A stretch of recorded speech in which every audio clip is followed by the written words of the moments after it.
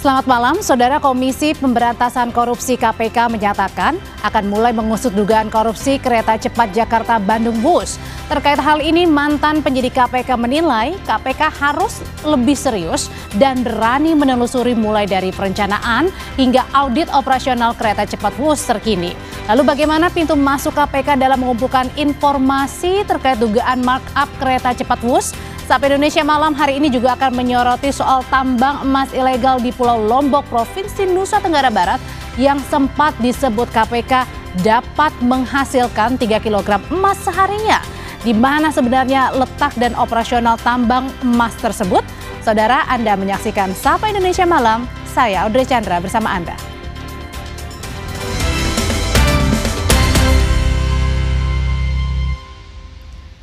Kita awali informasi pertama dari kereta api Purwojaya yang mengalami anjlok di sekitar stasiun Kedung Gede, Kabupaten Bekasi, Jawa Barat.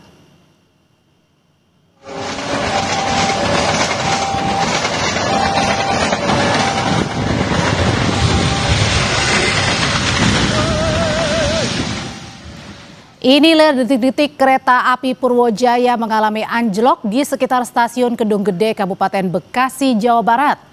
2 gerbong paling belakang lepas dari jalur rel, bahkan roda gerbong paling belakang juga tertinggal sekitar 30 meter.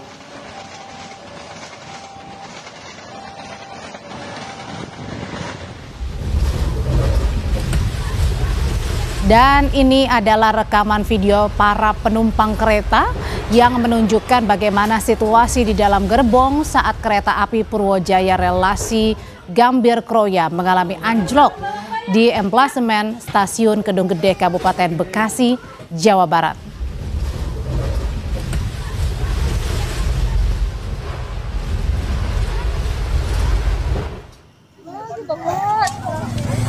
Anjloknya kereta mengejutkan warga di sekitar rel. Warga langsung keluar dan mengecek atau memeriksa situasi penumpang. 2 gerbong kereta bagian belakang keluar dari rel saat melintas di kilometer 56.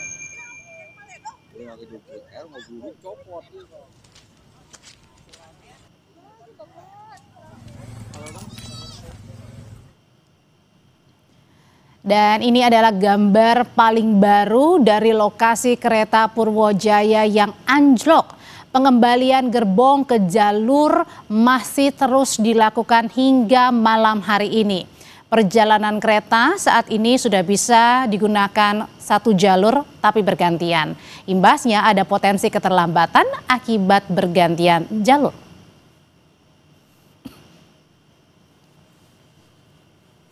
Kemudian 1 kereta makan dan 1 kereta pembangkit yang anjlok tadi ada sekitar 232 penumpang yang diangkut. Untuk kabar terakhir tidak ada yang sampai meninggal, semuanya aman. Jadi keberangkatan dari stasiun Gambir dan stasiun Pasar Senen sampai dengan saat ini tidak mengalami kendala, termasuk kereta api komuter lain juga. Potensi kelambatan jika sampai di stasiun Kedung Gede itu potensinya ada karena harus bergantian, yang dari arah hulu itu akan bergantian. Yang tadinya 2 jalur menjadi 1 jalur. Rangkaian LRT Jabodebek juga mengalami gangguan hingga akhirnya berhenti saat beroperasi Sabtu pagi. Akibatnya ratusan penumpang yang berada di dalam LRT terpaksa berjalan kaki di pinggir rel saat dievakuasi ke stasiun terdekat. Ratusan penumpang ini terpaksa harus berjalan kaki meniti rel LRT untuk dievakuasi ke stasiun terdekat yaitu Cawang, Jakarta Timur. Proses evakuasi dilakukan petugas gerbong. Beberapa penumpang yang berjalan menyusuri terlihat berjalan sambil membawa barang serta anak kecil. Sementara pihak Kereta Api Indonesia mengonfirmasi gangguan LRT diketahui terjadi pada sistem third rail yang menyuplai listrik bagi kereta. Akibatnya 5 rangkaian kereta LRT yang berhenti di tengah jalur dengan total penumpang 653 orang.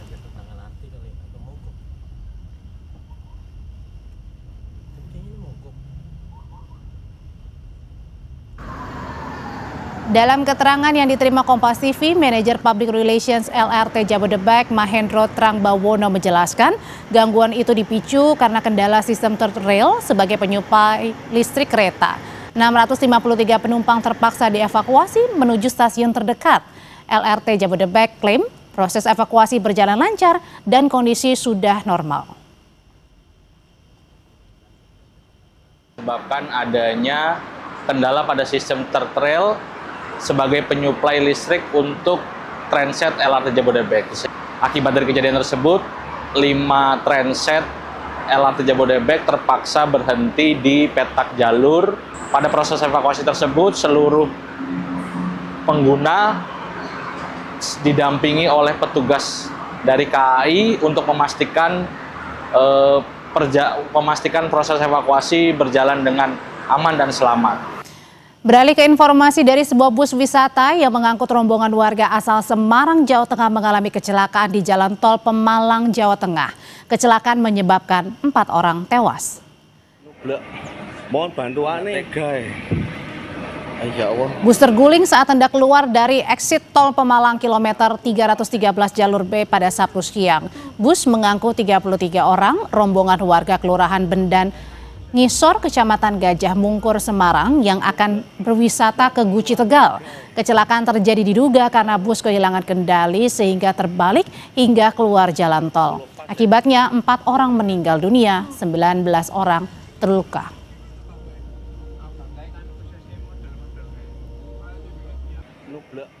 Mohon bantuannya, guys. Ini dari mana mau kemana sih, Bu? Guci. Nah, mau ke Guci, ke Tegal berarti ya. Terus bisnya mau keluar tol apa mau kemana nih rencana tadi sebelum guling? Itu tikungan tol itu. Tikungan tol, tiba-tiba remnya blong. Terus langsung. Iya, masuk. Tapi saya nggak sadar, tahu-tahu. Dugaan sementara kecelakaan terjadi karena pengemudi tidak dapat mengontrol laju kendaraan saat melintas di tikungan. Bus kemudian terguling ke kanan dan menabrak pembatas jalan. Dari 18 orang yang terluka, 6 masih harus menjalani perawatan intensif di rumah sakit.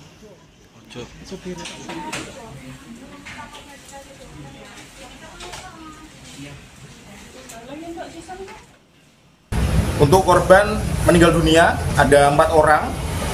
Kemudian total luka berat ada 1 orang, kemudian luka ringan ada 13 orang, dan untuk korban yang tidak luka selamat seluruhnya ada 16 orang.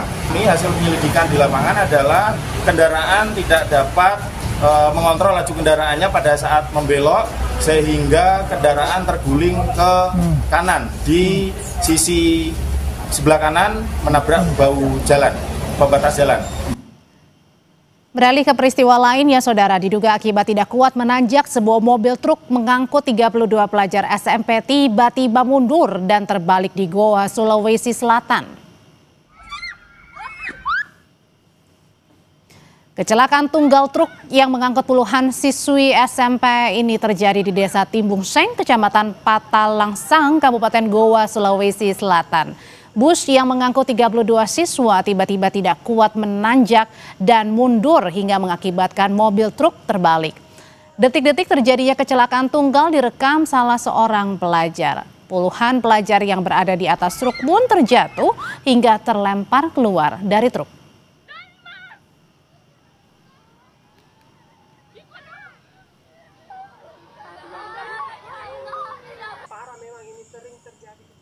Jadi menurut informasi dan keterangan saksi di TKP, itu pada saat menanjak mobil tersebut kehilangan tenaga dan mundur sehingga menabrak tebing di sisi kiri jalan dan terbalik ke kanan. Kita ke Jakarta, saudara. Stand Up Comedy Festival 2025 untuk pertama kalinya digelar di Balai Kartini, Jakarta Selatan. Suci Fest mengumpulkan puluhan komika jebolan kompetisi Suci Kompas TV dalam satu panggung yang sama. Tak sekedar pertunjukan biasa saja, tetapi berbagai kejutan pun hadir dalam Suci Fest 2025. Mulai dari Suci Improve Comedy, The Champ Show, Perempuan Suci, dan masih banyak lagi. Mengusung tema bersatu dalam tawa, tiket Suci Fest 2025 sudah diborong habis, sebanyak 1.000 kursi penonton sudah terisi. Seperti apa keseruan Suci Fest 2025? Lebih lengkapnya sudah ada jurnalis Kompas TV Ariel Wiranata dan juru kamera Hanil Rivelino di Balai Kartini. Ariel, berapa banyak sebenarnya total komika yang tampil dan apa yang menjadi pembeda dengan festival komedi lainnya? Ya, Audrey dan saudara, bahwa hari ini Suci Fest menampilkan puluhan komedi yang tentu saja mulai dari Suci Fest Kompas TV season pertama hingga 11. Mulai dari tadi saya sudah menonton seperti ada Pak Ade Indro yang hadir di podcast show, lalu kemudian juga ada Mo Sidik, kemudian juga ada Oke Rengga, Ari Kriting. Tentu saja mereka hadir untuk memberikan gelak tawa kepada para penonton. Dan seperti yang Anda bilang, Audrey, bahwa benar sekali bahwa tiket yang terjual sudah habis terjual sebanyak 1.000 tiket. Dan seperti Anda lihat saat ini memang masih cukup ramai penonton karena hari ini jam saat ini sedang istirahat sementara, Audrey. Nantinya mereka akan kembali untuk menyaksikan yang dimana nantinya akan ada penampilan mulai dari yaitu adalah GJLS Show yang ditampilkan oleh Rigen, Rispo, dan Hifzi. Tentu saja ini akan menjadi penantian yang ditunggu oleh penonton. Dan selain itu juga bagi mereka yang merasa lapar ini tidak perlu khawatir karena sudah disediakan tenan-tenan makanan di sini, Audrey, sehingga mereka dapat menikmati. Lalu kemudian juga bahwa puluhan komika ini memang hadir dari mulai season 1 hingga season 11. Dan selain itu juga dikatakan bahwa ini menjadi salah satu agenda perdana yang dimana adalah Suci Fest mengumpulkan ataupun reuni seluruh komika, dan mereka akan menampilkan kejutan-kejutan yang menarik. Dan nantinya kita akan tunggu, Audrey, bagaimana kejutan mulai dari GJLS Show, lalu kemudian juga Raditya Dika yang akan hadir nantinya akan hadir di Suci Improv Comedy, Audrey. Ariel, ini kan tiket sudah sold out ya, terjual habis. Ada 1.000 tiket yang sudah terjual habis. Pertanyaannya gimana kalau ada penonton yang pengen tetap datang dan nonton malam hari ini? Betul sekali, Audrey, memang sangat disayangkan bagi mereka yang tidak kedapatan tiket karena ini sudah habis 1.000 tiket, sehingga nantinya memang mereka akan dapat kesempatan lagi. Mungkin, Audrey, ini akan ada Suci 12 selanjutnya sehingga mereka dapat menyaksikan keseruan-keseruan lagi, kejutan di agenda-agenda selanjutnya. Karena memang untuk agenda kali ini hanya disediakan 1.000 tiket sehingga sudah terjual habis bagi para penonton. Memang antusias penonton yang hadir saat ini cukup ramai dan bersemangat, dan saya juga menyaksikan dari siang hari, Audrey, ini sudah lelah tertawa terus bersama para penonton yang lain karena memang penampilan-penampilan ini sangat lucu dan menggelak tawa, Audrey. Oke, kalau sudah kelar ketawa ini rasanya lapar ya. Nah, tapi pertanyaan selanjutnya adalah apa yang sebenarnya para penonton ini tunggu-tunggu dari Suci Fest 2025?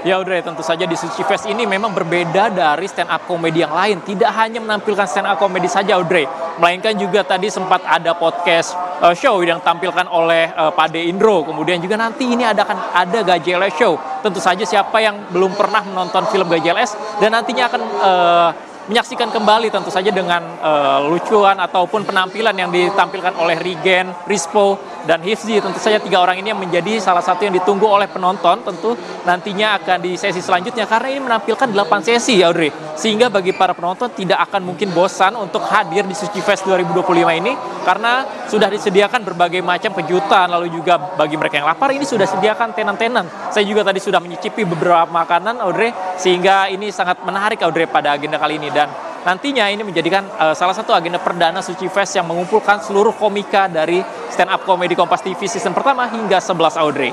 Oke, kita sudahi saja laporannya Ariel Wiranata karena saya yakin ini perutnya sudah lapar dan sebentar lagi juga ingin menyaksikan pertunjukan Suci Fest lainnya malam hari ini. Terima kasih jurnalis Kompas TV Ariel Wiranata.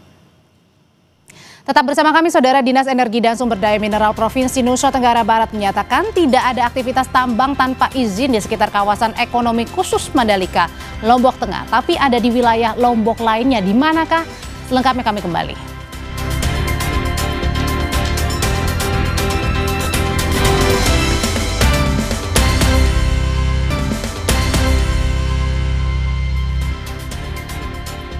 Dinas Energi dan Sumber Daya Mineral Provinsi Nusa Tenggara Barat menyatakan tidak ada aktivitas tambang tanpa izin di sekitar kawasan ekonomi khusus Mandalika. Hal itu untuk meluruskan informasi terkait dugaan adanya tambang ilegal di dekat kawasan ekonomi khusus Mandalika yang memproduksi 3 kg emas per harinya. Kepala Dinas ESDM Provinsi NTB Samsudin bilang, tambang ilegal yang sebelumnya disebut KPK berada di wilayah Desa Lenong Batu, Montor, Sekotong, Lombok Barat dan telah disegel pada Agustus 2024. Tambang ilegal juga sempat dibakar oleh warga karena mempekerjakan tenaga kerja asing tanpa izin. Samsudin menambahkan akan menerbitkan izin tambang di wilayah Sekotong, Lombok Barat dan Sumbawa sebanyak 16 blok di bawah Koperasi Sari. Hal ini dilakukan untuk mengantisipasi munculnya tambang ilegal di wilayah NTB.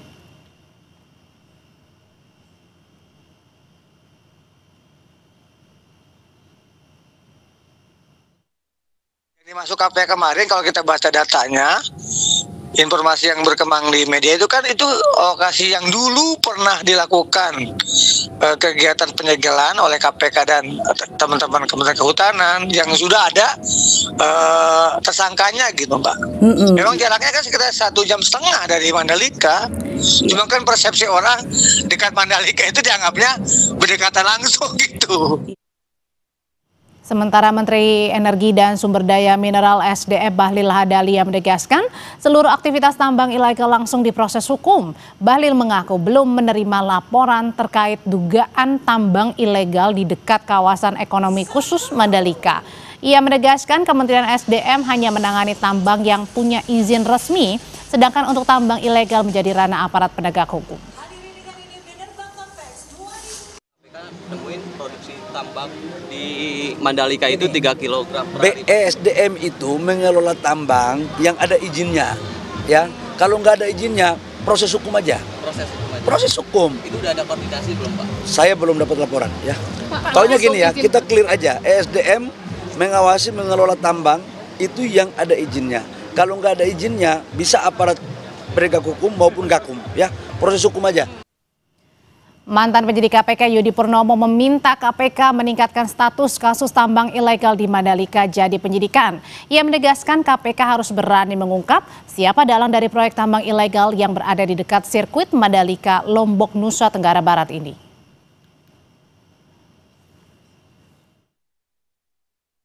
Saya pikir, saya berharap KPK juga terkait dengan kasus tambang emas ini bergerak ya, berharap bahwa segera meningkatkan kasus ini ke penyidikan agar publik paham apa yang dilakukan oleh KPK di sana. Ya, apalagi kan ini kan dekat sirkuit Mandalika, itu yang pertama.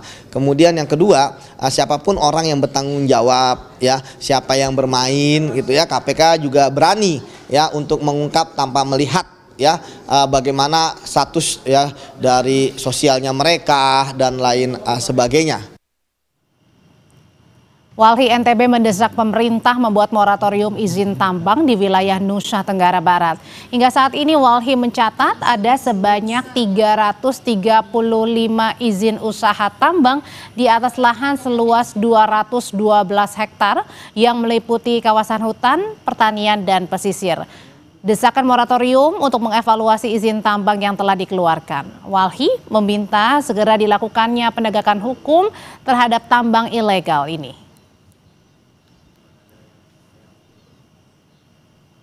Moratorium izin tambang.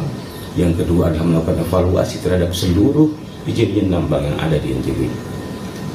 Pun juga soal izin di konsesi-konsesi besar, itu seperti PT AMNT dan juga perusahaan-perusahaan lainnya. Itulah melakukan evaluasi. Yang ketiga adalah melakukan penegakan hukum terhadap banyaknya lahan-lahan produk pertanian kita yang harusnya dipertahankan menjadi kawasan pertanian pangan berkelanjutan. Itu ternyata dikeluarkan konsesi pertambangan. Berita selanjutnya, pemerintah akhirnya melegalkan umroh mandiri. Wakil Menteri Haji dan Umroh menyebut kebijakan mengikuti perkembangan regulasi Kementerian Haji dan Umroh Arab Saudi. Wakil Menteri Haji dan Umroh Daniel Ansar Simanjuntak menjelaskan kebijakan umroh mandiri sudah diatur melalui Undang-Undang Nomor 14 Tahun 2025. Kebijakan ini menyesuaikan regulasi pelaksanaan haji dan umroh mandiri yang dibuka Kementerian Haji dan Umroh Arab Saudi. melalui undang-undang yang dikeluarkan Kementerian Haji dan Umroh dapat melindungi jemaah haji dan umroh mandiri.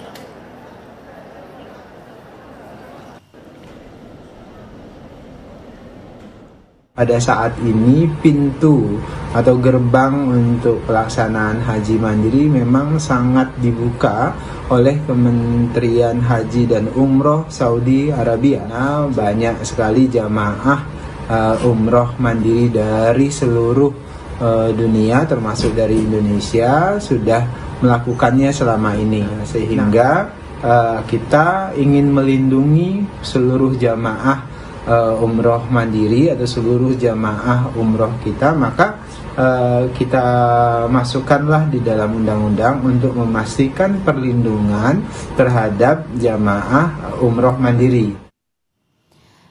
Dan merespons pelegalan umroh mandiri, Asosiasi Muslim Penyelenggara Haji dan Umroh Ampuri menyebut terdapat bahaya dan risiko umroh mandiri. Jamaah umroh berpotensi tak mendapat pembinaan manasik, bimbingan fikih, dan perlindungan hukum, serta banyak jemaah yang masih awam terkait regulasi visa, mikot, dan aturan syar'i.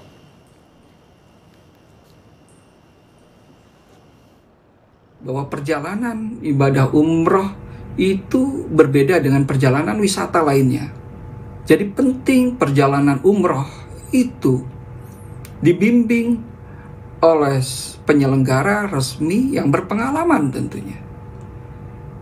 Karena kalau saja perjalanan ini tanpa bimbingan dan tidak mengerti syarat rukunnya, maka akan menjadi sia-sia perjalanannya. Komisi Pemberantasan Korupsi mulai mengusut dugaan korupsi kereta cepat Jakarta-Bandung WUS. Informasi selengkapnya akan kami hadirkan di Sapa Indonesia Malam.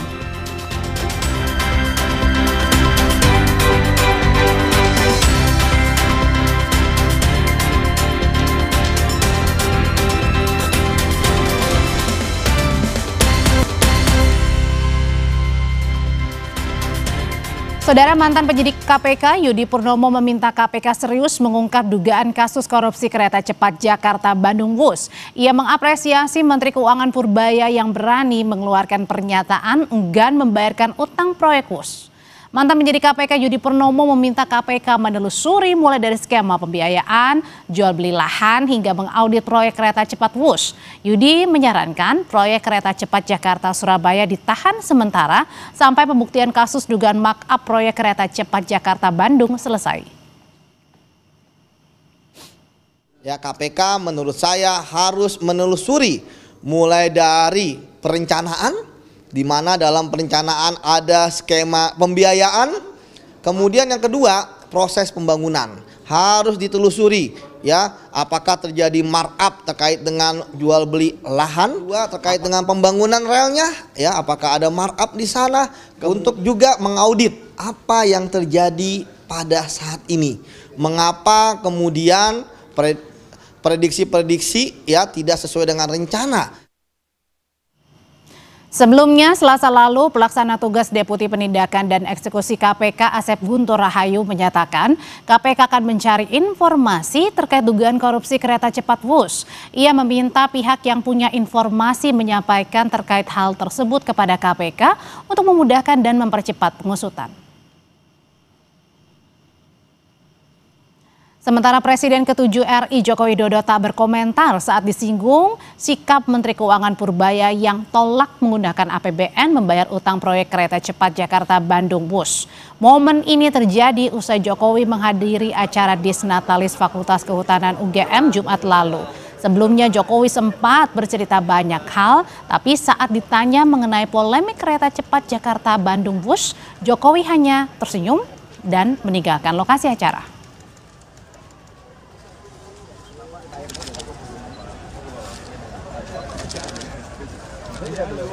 Masih. APBN gimana Pak? Tanggapannya WUS-nya sekarang tidak pakai APBN. WUS kereta cepat. Masih. Ada masukan mungkin begitu Pak? Keren. Soal langkah KPK yang menyatakan akan mengusut dugaan korupsi kereta cepat Jakarta-Bandung WUS, Kita bahas malam hari ini bersama peneliti Pusat Kajian Anti Korupsi PUKAD UGM Zainur Rohman dan pengamat kebijakan publik Agus Pambagio. Selamat malam Pak Agus, Mas Zainur, selamat malam. Selamat malam Selamat semuanya. malam, Pak Audrey, Pak Agus. Iya, Ya, Pak Agus, saya ingin pertanyaan pertama bertanya kepada Pak Agus. Pak Agus, pada kala itu, pada saat Pak Jokowi ingin membangun kereta cepat Jakarta-Bandung Wush, Pak Agus menjadi salah satu orang yang diminta untuk punya pandangannya ya Pak ya, sebelum kereta cepat kemudian di ACC begitu. Pertanyaannya pada saat itu Pak Agus... Bukan begitu, saya kan cerewet sekali. Saya kritik, saya sampaikan posisinya, terus saya dipanggil presiden, gitu ceritanya. Oke, gimana Bukan Pak itu saya ceritanya diminta. saat itu, Pak Agus? Waduh, udah berkali-kali cerita. Jadi begini ya, saya kan biasa namanya juga pengamat. Saya menyampaikan concern-concern saya. Dan sudah semua apa yang terjadi sekarang ya persis seperti apa yang saya sampaikan waktu itu. Lalu saya dipanggil oleh presiden, sementara Pak Jonan kan diberhentikan dari menteri perhubungan. Itu aja, dan terus berlanjut terus dibangun ya sudah. Yang penting saya sebagai masyarakat sudah menyampaikan concernnya. Kenapa waktu itu Pak Agus kemudian memberikan concern untuk pengerjaan kereta cepat? Kenapa pada saat itu? Apa yang dirasa Pak Agus kemudian nampaknya dihentikan saja? Ya ganjil saja, karena pihak Jepang sempat ketemu saya diantar oleh Deputi Bappenas dan mengatakan keluh kesahnya dan sebagainya. Dan ketika saya baca proposalnya, kemudian saya baca proposal Cina itu sudah berbeda, sudah dirubah. Nah karena dirubah itu tidak masuk akal. Ini menurut proposal saya. termasuk soal juga pembiayaan?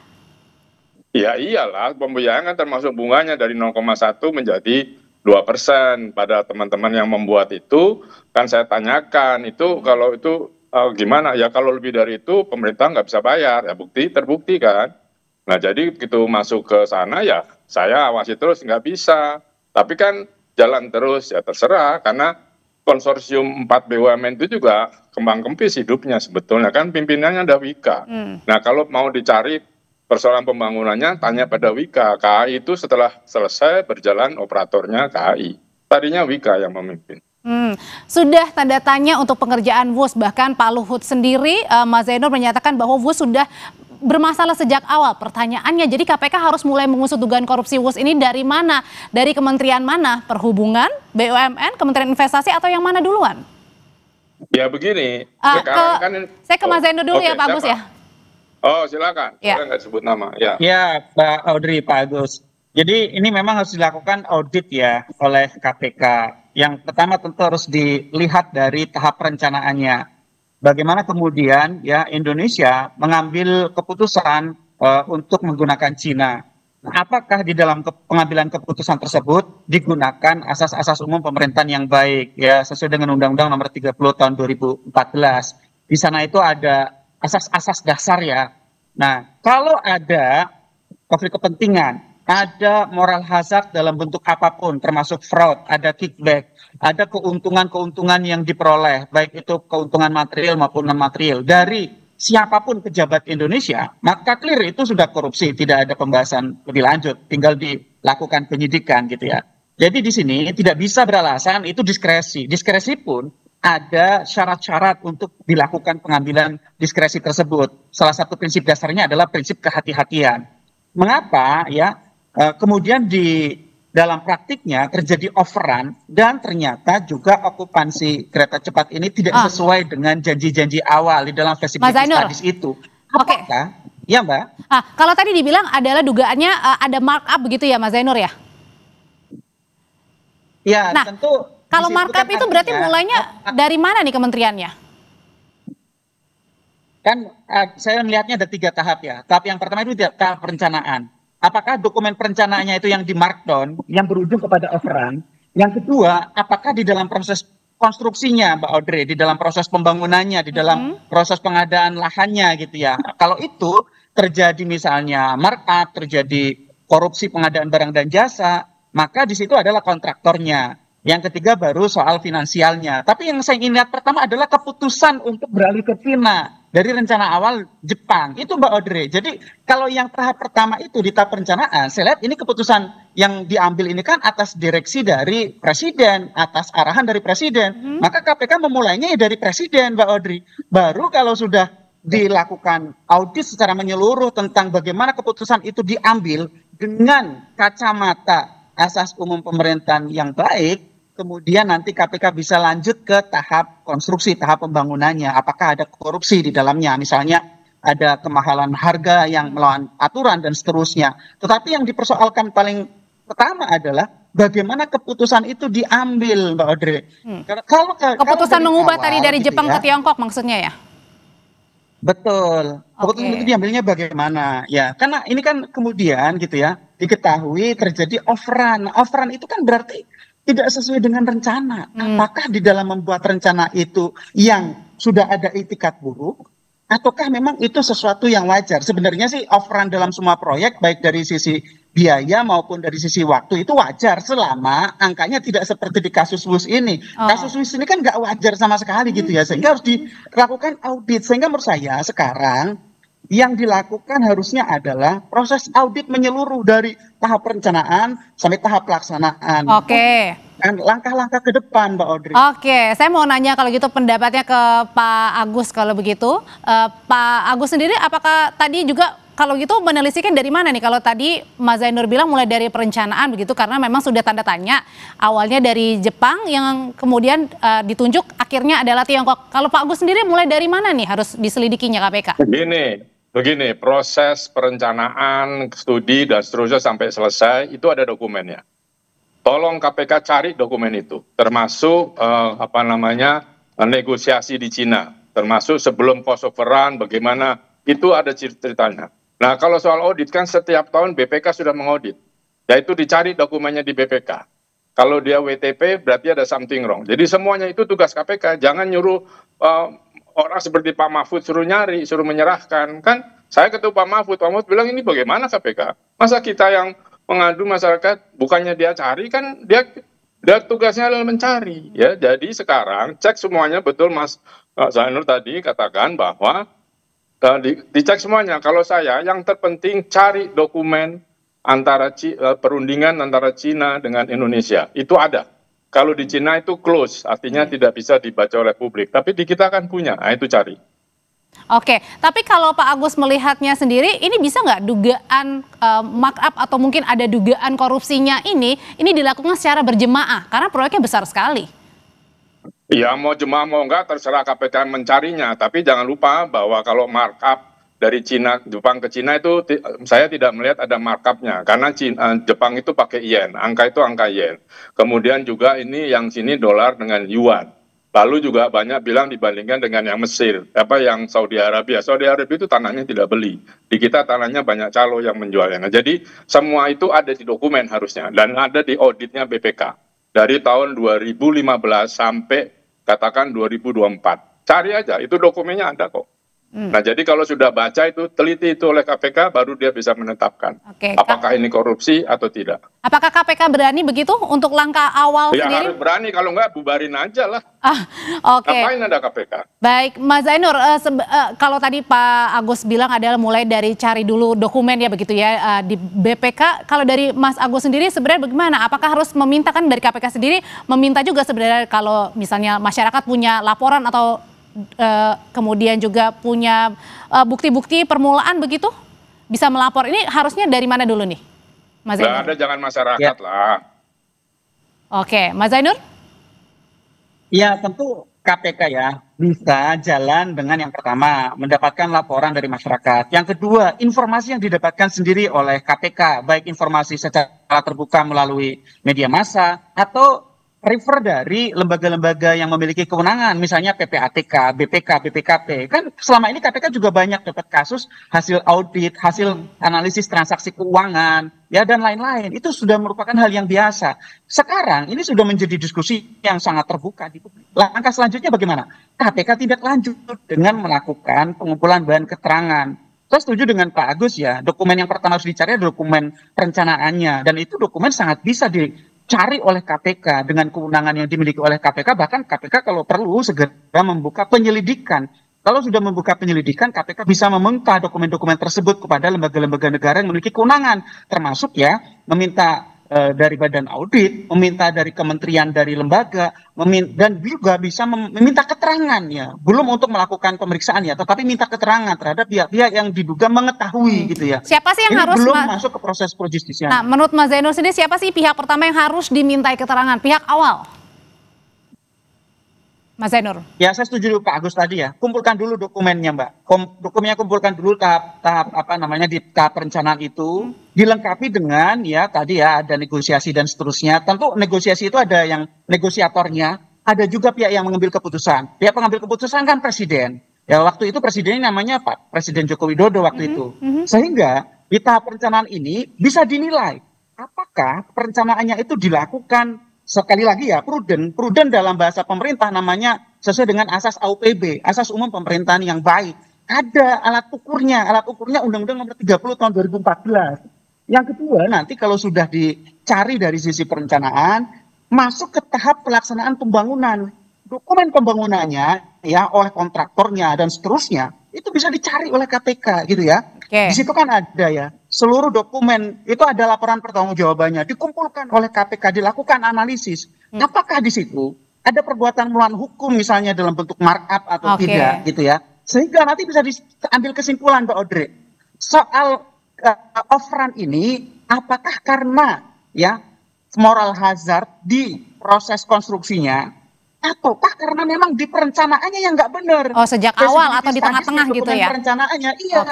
Jadi di dokumen perencanaan itu murah, ternyata waktu dilaksanakan mahal sekali, gitu kan? Kalau ketahuan mahal dari awal, mungkin Indonesia tidak akan ngambil Cina gitu ya. Ini yang kemudian harus dikumpulkan oleh KPK. Tahapan-tahapan ini semuanya bisa dicari oleh KPK dan KPK. Ketika sudah pro justisia, dia bisa dengan menggunakan upaya paksa nanti. Sebelum pro justisia pun KPK punya kewenangan untuk meminta dokumen kepada kementerian lembaga yang terkait, bisa meminta keterangan juga dari pihak-pihak yang mengetahui proses pengambilan keputusan sampai pelaksanaan proyek kereta cepat ini, Pak Audrey. Nah, kalau ada dugaan korupsi untuk WUS Jakarta Bandung, Pak Agus, pertanyaan berikutnya kan ini ada rencana juga akan diperlebar lagi, ada proyek cepat hingga Surabaya. Pertanyaannya ini perlu lanjut terus atau stop sementara dulu, kaji ulang lagi, Pak Agus? Tahan dulu, selesaikan dulu yang sekarang ini, sehingga nanti kesananya sudah ditata dengan baik. Kalau enggak, terus nanti akan bermasalah. Tapi kemudian juga apakah misalnya kalau misalnya ke depan kalau memang ada rencana seperti ini, perlu juga mengganti begitu dari Tiongkok ke Jepang lagi? Ya itu terserah nanti pembahasan ya. Ini kan bukan proyek dari APBN bayarnya, jadi ya perlu cari loan dan sebagainya. Ya diteliti dulu lagi, dilihat dulu lagi. Dan yang juga yang penting adalah kenapa sih di Jawa bikin bangun kereta persis seperti Pak Jonan sampaikan. Karena di Jawa itu jalan tolnya sudah nyambung seluruhnya, bandara-bandara sudah dibangun, bahkan tidak banyak yang tidak terpakai, pelabuhan, kereta api yang biasa ada, terus mau bangun dan juga pesawat. Lalu itu semua mau dibunuh. Karena pasti orang akan naik itu karena cuma 3 jam misalnya. Dan itu di tengah kota. Nah lalu investasi kita, bangsa ini yang jalan tol, kemudian di kereta api, kemudian di pesawat dan sebagainya, mau kemana? Pasti kanibal itu. Nah itu yang harus dipikirkan dulu. Jangan main asal bangun, pikirannya cuma proyek, kita dapat sekian % dikantongi. Oke, kalau gitu pertanyaan terakhir ke Mas Zainur. Mas Zainur, menurut Anda sendiri, siapa yang sebenarnya paling bertanggung jawab dalam proyek pengadaan WUS ini? Ini harus nunjuk nama nih kayaknya Pak Zainur. Kenapa? Iya, namanya Presiden Joko Widodo waktu itu, gitu ya. Itu yang paling bertanggung jawab gitu ya. Sehingga sekali lagi gitu ya, ini adalah ujian sejarah bagi KPK. Ya, kenapa? Karena kan ini orang yang sangat berkuasa pada waktu itu dan sekarang juga masih berkuasa ya, masih berada di dalam koalisi pemerintahan. Sehingga sekali lagi kita tidak katakan ini pasti ada korupsinya. Yang penting KPK jalankan ya full bucket, lakukan telaah, ambil kesimpulan. Silakan kesimpulan KPK seperti apa, yang penting akuntabel dan transparan. Jangan bicara soal melanjutkan sampai Surabaya sebelum yang Jakarta Bandung diaudit secara tuntas dan nanti akan sampai kepada kesimpulan. Jangan bicara soal yang lain-lain dulu. Selesaikan dulu yang ini. Saya setuju sekali dengan Pak Agus. Karena yang ini dulu, ini harus dilakukan pertanggungjawaban terhadap publik. Juga harus ada kesimpulan apakah korupsi atau bukan. Mulai diselidiki terlebih dahulu aja oleh KPK begitu intinya. Kita akan membandingkannya dengan kasus misalnya ya sekarang. Ini mirip sekali saya lihat. sudah kita tangkap. Terima kasih untuk diskusinya malam hari ini, Pak Agus, Mas Zainur, selamat malam. Yo, malam. Setelah ini kami punya informasi seorang karyawan sebuah warung kopi ditemukan tewas di tangga tempat bekerja diduga akibat tersetrum.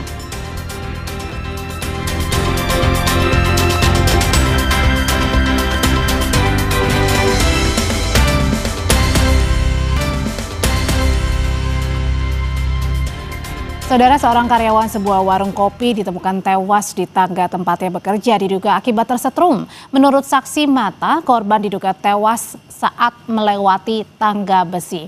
Polisi langsung mengidentifikasi jasad korban di lokasi kejadian. Usai diidentifikasi, jasad pria karyawan warkop asal Aceh itu langsung dibawa ke RSCM untuk diotopsi.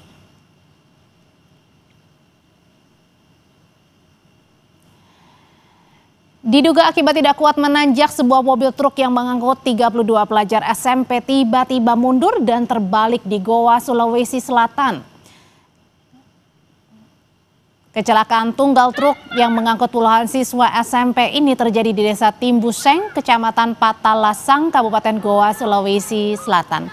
Bus yang mengangkut 32 siswa tiba-tiba tidak kuat menanjak dan mundur hingga mengakibatkan mobil truk terbalik.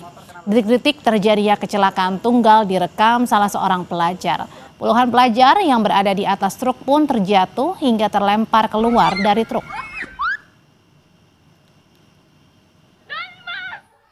Jadi menurut informasi dan keterangan saksi di TKP, itu pada saat menanjak mobil tersebut kehilangan tenaga dan mundur sehingga menabrak tebing di sisi kiri jalan dan terbalik ke kanan. Kecelakaan dari sebuah bus wisata yang mengangkut rombongan warga asal Semarang mengalami kecelakaan di Jalan Tol Pemalang. Kecelakaan menyebabkan 4 orang tewas. Bus terguling saat hendak keluar di eksit Tol Pemalang kilometer 313 jalur B pada Sabtu siang. Bus mengangkut 33 orang rombongan warga Kelurahan Bandan Nyisot, Kecamatan Gajah Mungkur, Semarang yang akan berwisata ke Guci Tegal. Kecelakaan terjadi diduga karena bus kehilangan kendali sehingga terbalik hingga keluar jalan tol. Akibatnya 4 orang meninggal dunia, 19 orang luka-luka. Ini dari mana mau kemana sih, Bu? Guci. Mau ke Guci, ke Tegal berarti ya. Terus bisnya mau keluar tol apa mau kemana nih rencana tadi sebelum guling? Itu tikungan tol itu. Tikungan tol, tiba-tiba remnya blong.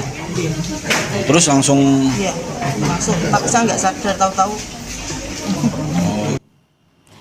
Pawai mobil hias di malam minggu menjadi penutup rangkaian hari jadi Kota Bandung ke-215. Pawai mengusung konsep Bandung Menyala.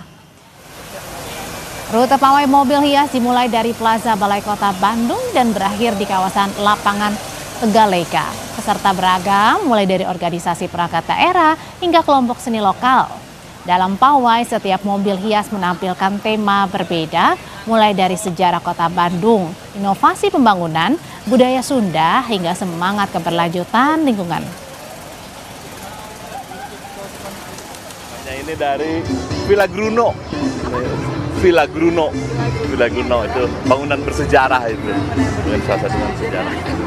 Bajunya ini konsepnya konsep zaman dulu lah, mungkin ke Belanda barangkali ya. Iya, sengaja pengen nonton ini, pengen lihat ini. Sama ini aja, sama teman. Ya pengen lihat ini aja kendaraan berhias, penasaran pengen tahu gitu kan. Di IG juga banyak, jadi pengen tahu, pengen lihat langsung gitu ke sini. Kami akhiri perjumpaan di Sapa Indonesia malam hari ini. Kami mengingatkan Anda jangan lupa mencukupi kebutuhan air mineral setiap harinya dan rasakan kesejukannya. Saya Audrey Chandra pamit, selamat berakhir pekan, sampai jumpa lagi.